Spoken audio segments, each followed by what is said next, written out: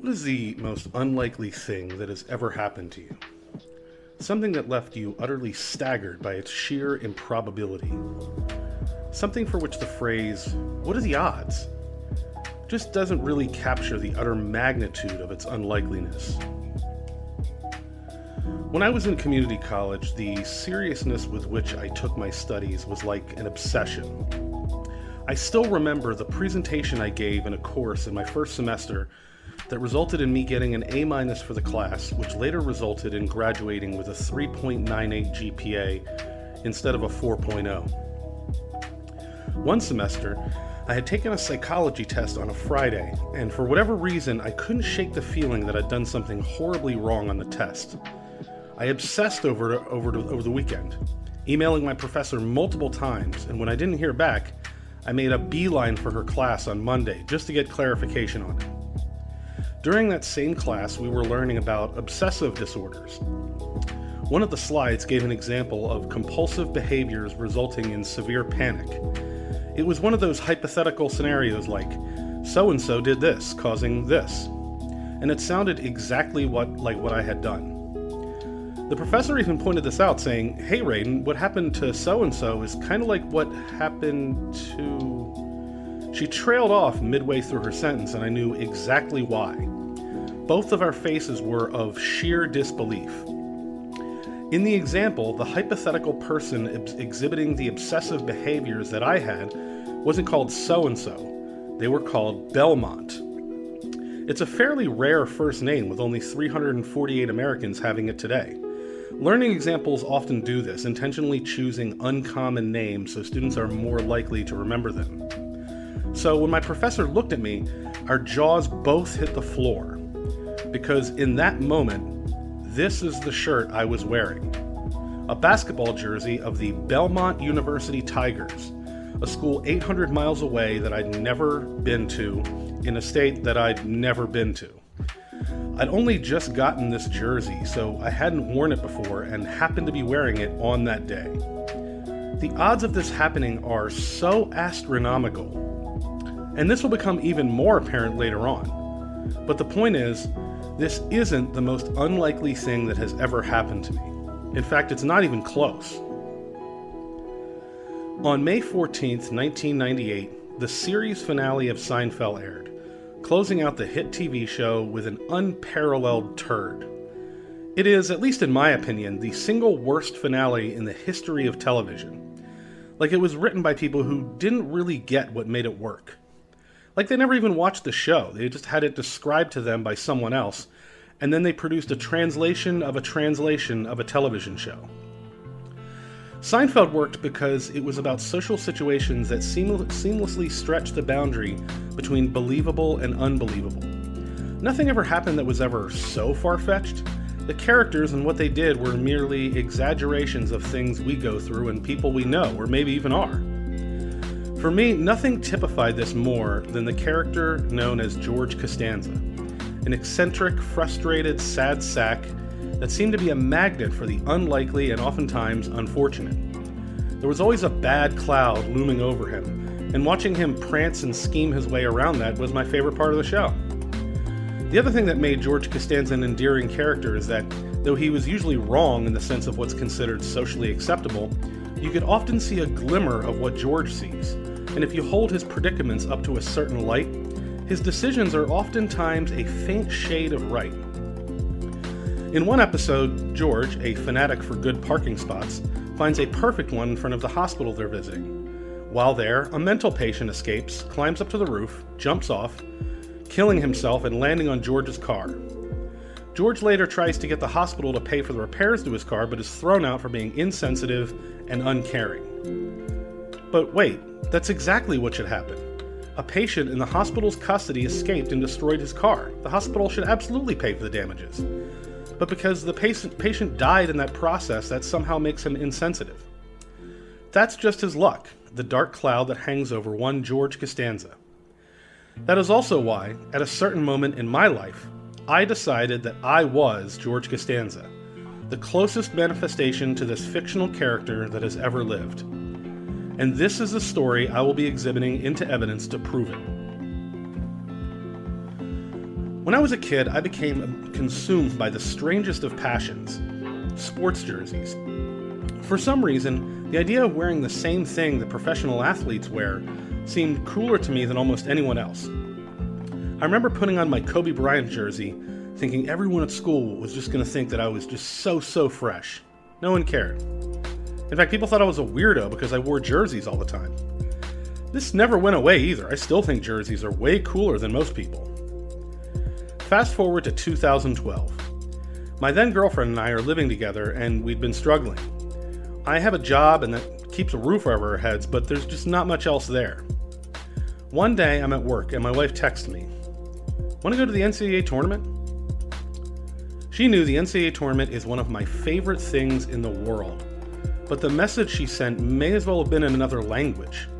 How could we, in our current financial state, possibly go to the NCAA tournament? I was about to leave work anyway, and I just came home. I didn't even respond to her text. I just walked in the door saying, "What are you talking about?" She showed me a website where you could order tickets, and seats for the 2 tournament games the following night in Philadelphia were just $20. Hell yeah, I want to go to the NCAA tournament. The whole ride up to Philadelphia, I was like a child on their way to Disneyland. It didn't matter that the games themselves were probably not going to be very entertaining. I was going to the NCAA tournament, and I felt like I had distilled magic coursing through my veins. We get there, we take our nosebleed seats, and I'm just hoping for maybe a close game. Something to make the experience a little bit more memorable. Then, this happened. And he's got 6 for Georgetown. Brown, Comer, up and down! He drops the end. My first college basketball game, and I witnessed history as 15-seeded Florida Gulf Coast trashed 2-seeded Georgetown. It wasn't just an earth-shattering upset, but a moment in the sport that would never be forgotten. Just as a quick sidebar, the game was played in Philly, and since Florida Gulf Coast University are the Eagles, as the game wore on, we were getting more and more fired up, chanting, "E-A-G-L-E-S, Eagles!" Just a piece of the story many people familiar with the game might not know. I don't think I stopped smiling for the next week. I could not believe the entire experience. But remember how I said I was like a kid going to Disneyland? Well, that game rekindled my childlike obsession with sports jerseys. I thought about it and decided I had to have a Florida Gulf Coast jersey. Only problem was it was such a small school that they didn't even sell them. But this was an obsession, so that led to my next question. Out of the 350 Division I NCAA schools, how many college basketball jerseys could a person conceivably own? This thought led me to eBay, where I found basketball jerseys for the usual big-name schools and the occasional oddball small school. So I started buying some of them. Not for crazy amounts, just the ones that I could snag cheaply. Before long, I had 10 college basketball jerseys. But wait, what if I just asked schools if they can just give me an extra jersey? Like, what if they just had an extra one to spare? What if I told them I'm setting out to own every single one? Would they just give me one? Remember how I said George Costanza was eccentric? This is what I'm talking about. I started emailing the athletic department of all of the universities. After a while, the replies started rolling in. No, no, no, no, no, no, no, no, no. But then something interesting happened. One day, a package arrived in the mail from Gardner-Webb University in Boiling Springs, North Carolina. I opened up, and lo and behold, there was a stunning basketball jersey. One that had clearly been issued to the team. This wasn't something cheaply made to sell in the bookstore. It was a genuine article, and it was beautiful. So I stepped up my game, started making emails look more official, including how many jerseys I was aiming for, how many I needed, included flattering language about the athletic program, and how much their contribution would mean. Soon, a Montana State jersey arrived. Then Florida Atlantic, Morehead State, Tennessee Tech, Maryland Eastern Shore. I began chronicling my jersey journey online in the college basketball subreddit, posting periodic updates and a map that was starting to get filled in. Before long, I eclipsed 100 basketball jerseys. I had to start buying storage bins at this point just to keep things organized. I kept the emails going. At one point, I received a reply from the Air Force saying that their basketball jerseys were government property and it would break federal law for them to send me one. IPFW, or Indiana University, Purdue University, Fort Wayne, also sent me a reply telling me to leave them alone, so I did.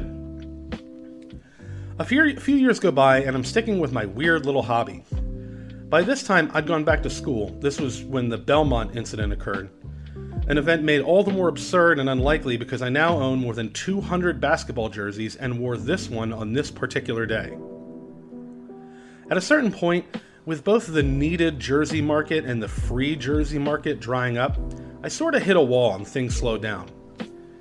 One day, I received a message on Reddit from a user who said he thought what I was doing was really cool and asked if I had any advice because he wanted to try it himself. I replied by basically giving him a full rundown of my entire playbook, emailing school, sticking with the athletic department, trying to sound as professional and courteous as possible. He thanked me for my time and said he'd try it out. Around this time, I had to slow down my efforts because several things had begun sprinting to the forefront in my life.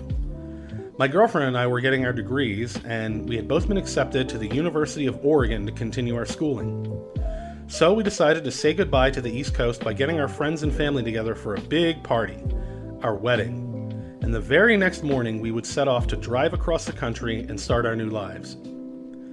Now, just as a sidebar, when our families came over to help pitch in and get us packed up, it was a little awkward explaining why I had dozens of plastic tubs filled with basketball jerseys.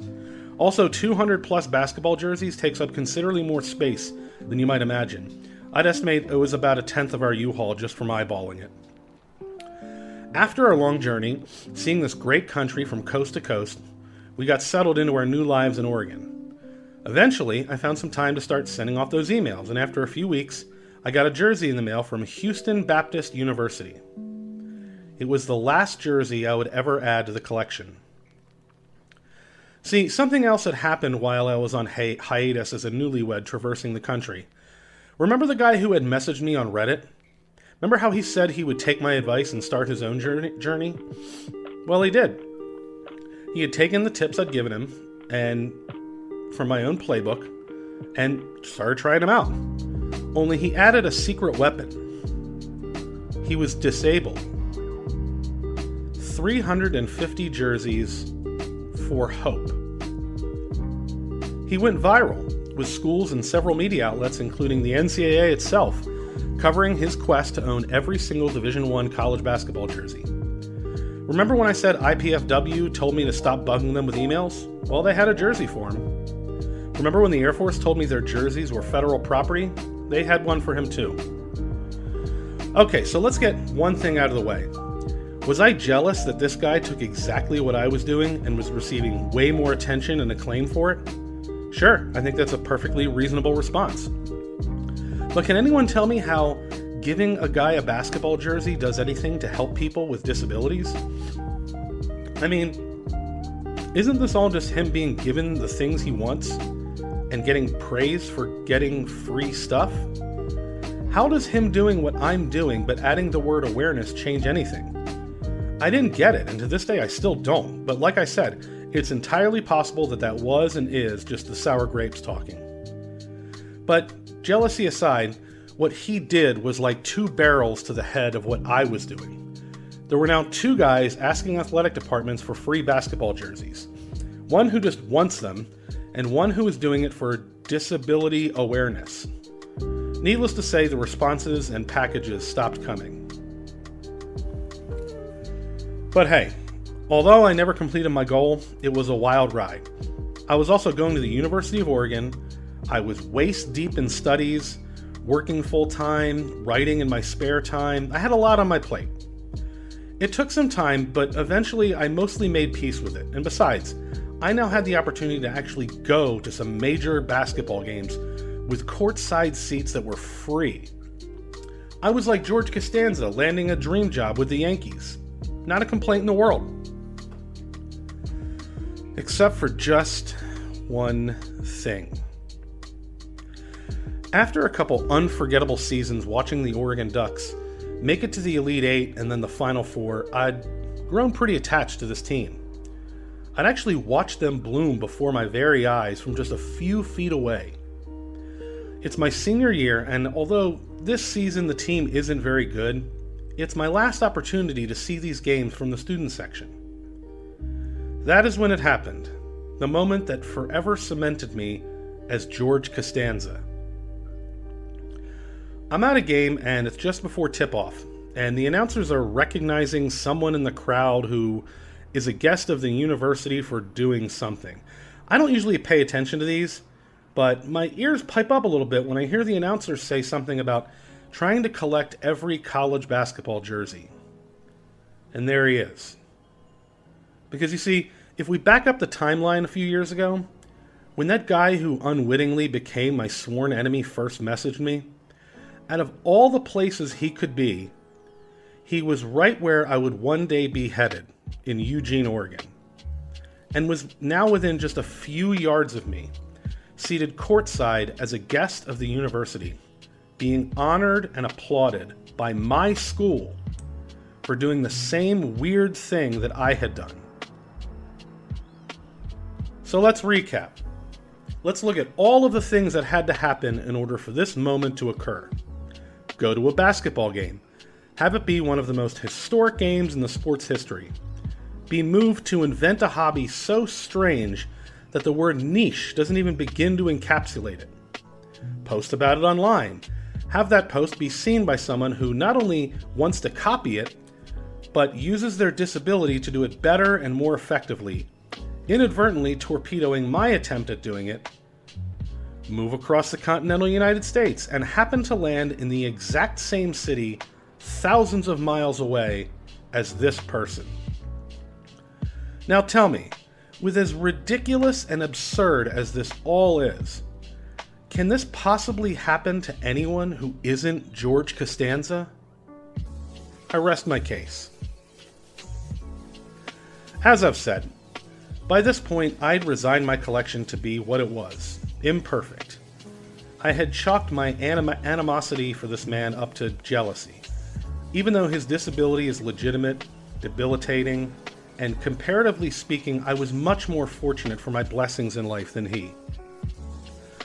That was until he sent this message. See, when universities sent me free jerseys, sometimes they would include more than one. But with limited space, I just didn't have room for them. Even though I was never flush with cash, it just didn't feel right to sell them, making a profit off of the generosity of others.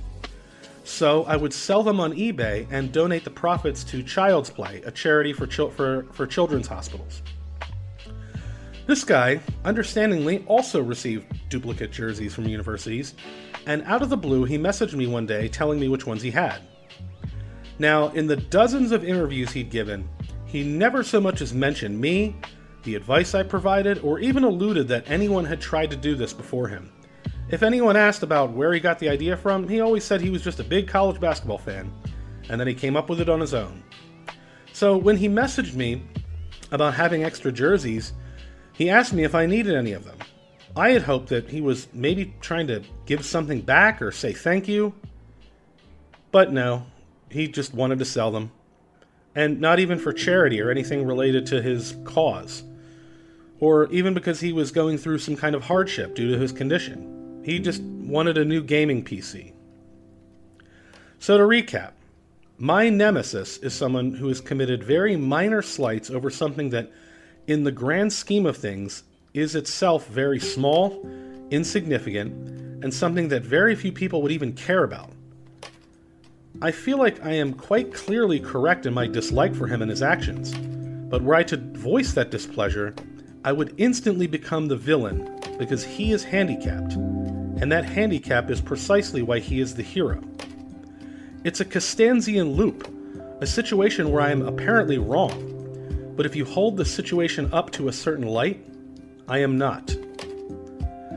And that is the story of how it took 200 basketball jerseys, a trip across the country, and a disabled enemy to learn that I am George Costanza.